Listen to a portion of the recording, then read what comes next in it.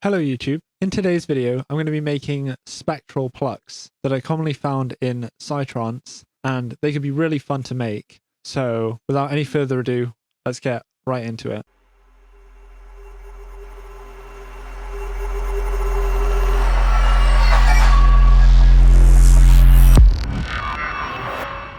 So this is the type of sound that I'm talking about.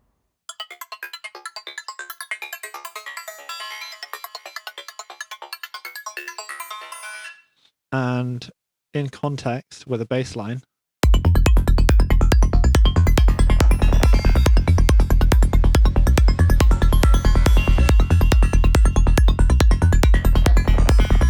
it sounds pretty spicy. So let's make something like that from scratch. Just get a new channel, spectral plucks, pop that in, and I'll get myself an instance of Serum 2. I'll set this to spectral mode and just pop down a chord that is in our key.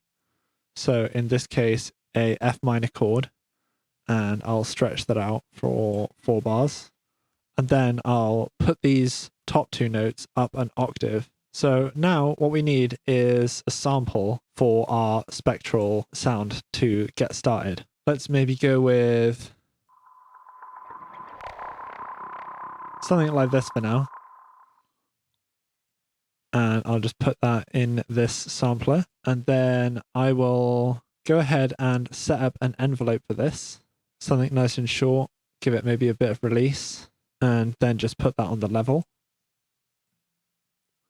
And then we'll go onto this ARP feature and turn it on by clicking this little on button right next to it. And then to make this a bit louder, I'm just going to have it start at a nice loud point.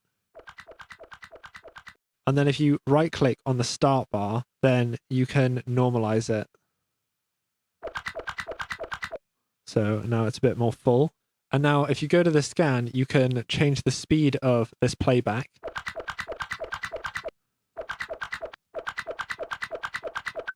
And if I right click on it, you can change the range to have access to a much wider sweep of speeds.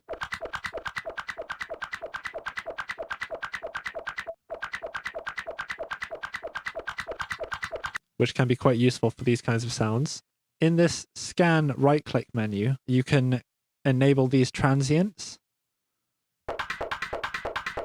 which for a more aggressive sound is very useful because it's just going to cut through the mix a lot better. So we're going to go with something like this, and then I can change the scan to a point that I like.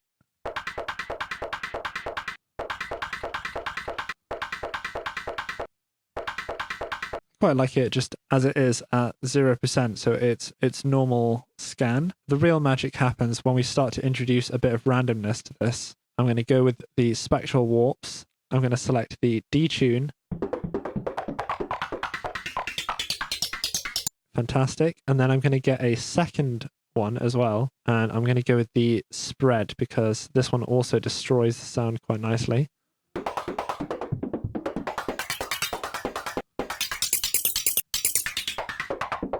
So in conjunction, we get this amazing shift in the different tones that we're getting. And now we're going to set these to some random modulators. So if I go on sample and hold, it's just going to select a new value at whatever rate I decide here. So if I go with 16th, which is the rate of this arpeggiation, so each note that hits is going to have a different value on the warp mode.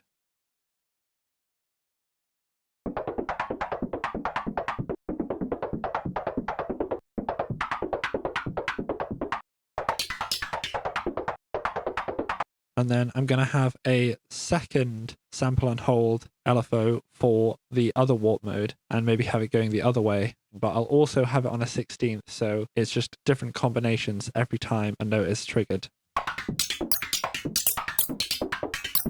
Play with the amounts here.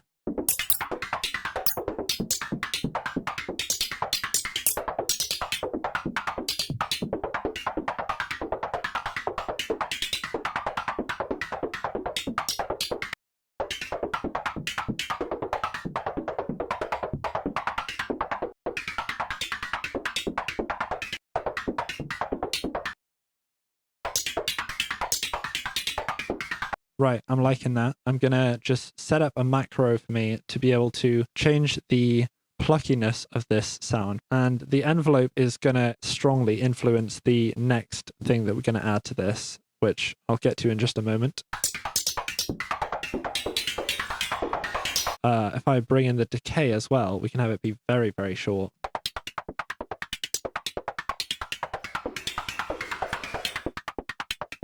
That is exactly what we're looking for. And if the sharpness at the beginning is not to your liking, you can just increase the attack a little bit and that'll soften it.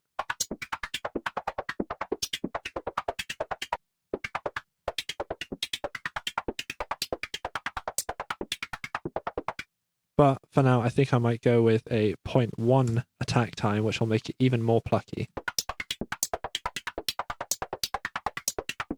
Right, so the next step of this, I'm going to apply a comb filter from the flanges, go with the comb plus, and then I'm going to set this to the fundamental frequency, which in my case is 43 Hertz. And then I'm going to just crank this resonance up.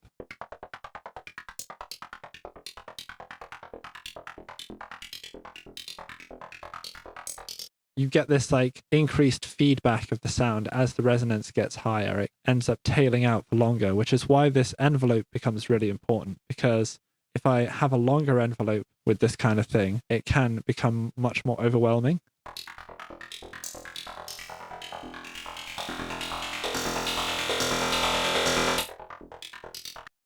But maybe if we tie the resonance to the envelope control as well, then we can balance it as we increase our fullness.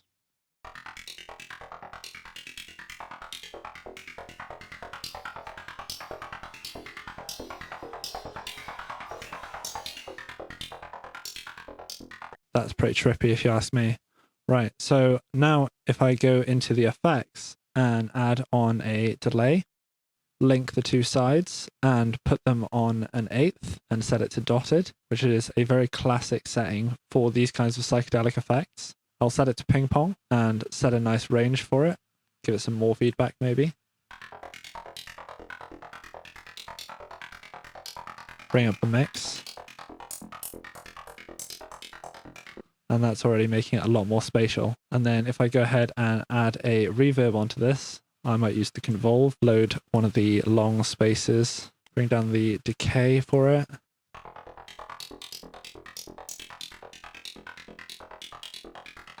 Dampening up a bit. Bring the tone higher. Sounds great. And then you can even add more filtering to this by adding a bandpass in the chain. So if we go with a filter, put this at the beginning of the chain and go normal and band 24. Give it some resonance and drive.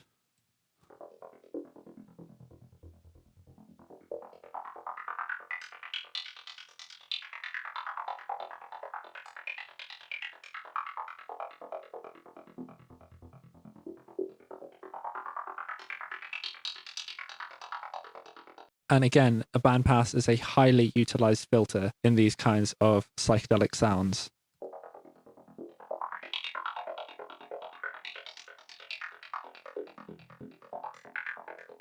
Right, I'm just going to set up one of these new Chaos LFOs just for the cutoff of this. And I'll slow the rate down.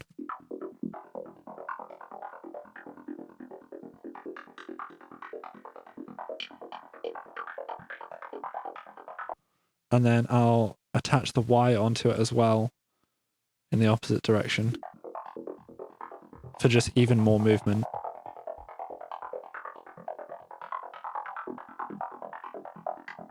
And maybe even slow the rate of this LFO down even more.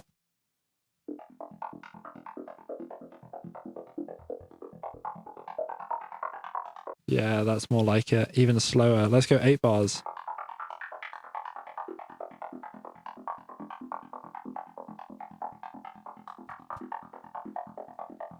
Right, sounds amazing. So at this point, to illustrate that the starting tone of this is such an open-ended thing. So first of all, we can change the tone by changing the start point of this sound in general.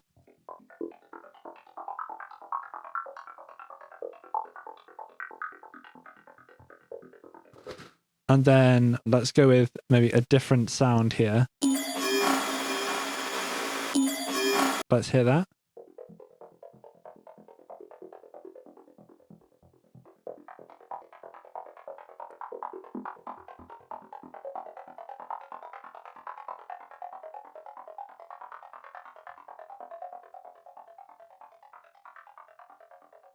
That is pretty good. Let's go with something else. Let's go with maybe a clap.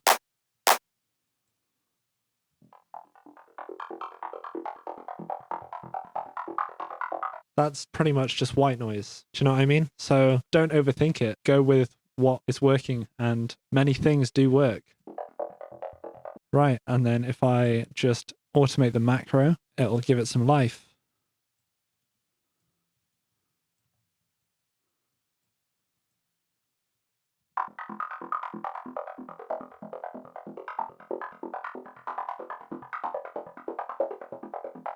Nice.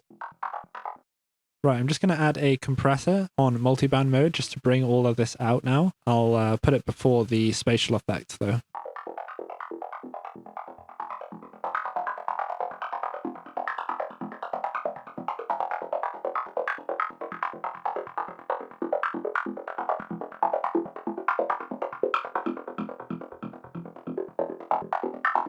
And I might go with some distortion as well. Let's just put that before the compressor.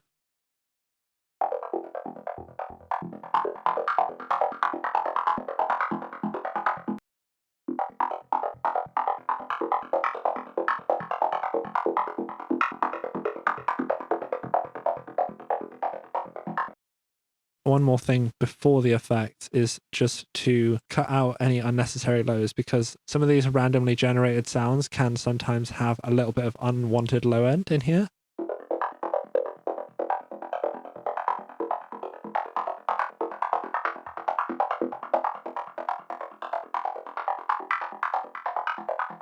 So now if I play this in context with a bass line,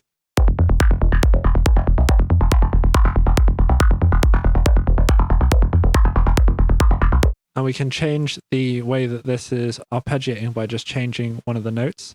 Maybe put this third an octave up.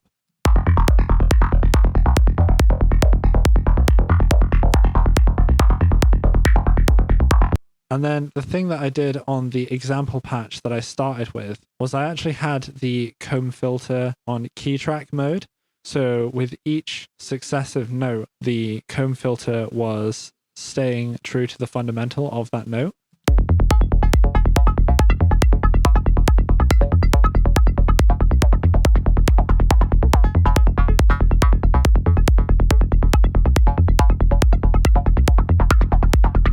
Which is also a pretty satisfying effect. These kinds of sounds have been some of my favorite to play around with at the moment. I hope you learned something new about making this type of spatial particle type sound. And yeah, with all that being said, if you want to support the channel, you know what to do. And I'll see you on the next video.